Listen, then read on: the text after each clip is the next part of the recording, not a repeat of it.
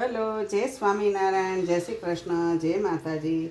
આજે હરિજયંતી, રામનવમી, નવરાત્રિનો 9મો દિવસ, એટલે આજે ફરાળ.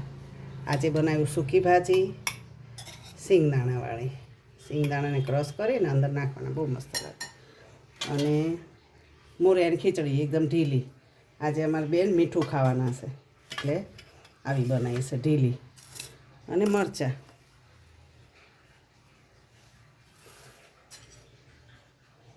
અને દહીં.